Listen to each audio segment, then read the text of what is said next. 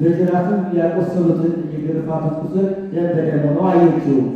አብዝቶ ገርፎት ነበርና የግርፋቱን ደም በመስቀሉ ላይ ሲሆን አየች። ስለ መስቀሉም አይሁድ ደስ ሲላቸው አይታ ልቦናው በደም ተቃጠለ። አይታ ከዓይኖቿ የእንባ ጎርፍ ፈሰሰ። የሥቃዮቹን ልቦናቸውም አራራ። ያን ጊዜ ያዕቆብ ስለ ዮሴፍ እንዳለቀሰ የኤርምያስም ለቅሶ ስለ ወገኖቹ ምርኮ እንደሆነ የድንግል ልቦናዋን በሐዘን ተንቀሰቀሰ። ለያዕቆብም 11 ልጆች ቀርተውታል። ለኤርምያስም ከእሱ አብረው ሲማረኩ እርስ በርሳቸው ይጽናኑ ነበር።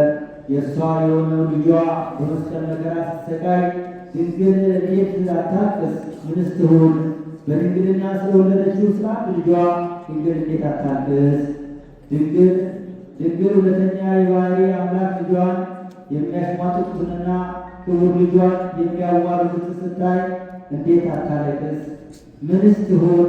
የተሰቀለውን ልጇ በዕድሜ ወደሚያንሰው ደቀ መዝሙሩ ተመልክቶ እናቱን እነሆ ልጅሽ አላት።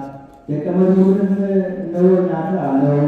ደቀ መዝሙሩንም በአገልጋይ ሥርዓት ያይደለ በዚህ ሥርዓት ጠብቆ ዘንድ ወደ እናቱ አስጠበቀው።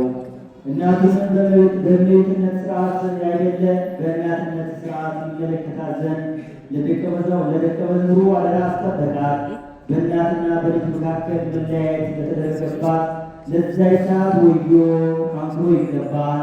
ፀሐይ እንዳጨለመችው ሰማይ ስትጥ ስላስደረገችው ለዚያች ለለቅሶ ሰዓት ወዮ አንክሮ ይገባል። ምድር ላንቀለቀለቻት ባሕሩን ላንቀለቀለችው ለዚያች ለለቅሶ ሰዓት ወዮ አንክሮ ይገባል። የድንግልም ለቅሷ ሐዋርያት ሦስት ቀን ድረስ አስለቀሳቸው። የለቅሶውን ድምፅ ሰውነታቸውን እንደ ሰም አቀለጠው። እስከ ተነሳ ጊዜ ከእንባ ከለቅሶ አላለፈችም። እሑድ ጠዋት ሰማይን ተመልክታ እውነተኛ ፀሐይ ልጇን እስከ ሳመችው ድረስ ከዋክብቶቿ ሐዋርያትን መምህራቸውንም አይተው ከእሷ ጋር ደስ ብሏቸዋል።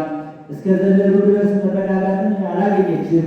ንጽሕት ቦሳ ድንግልም የፋሲካውን ላይ ሳመችው።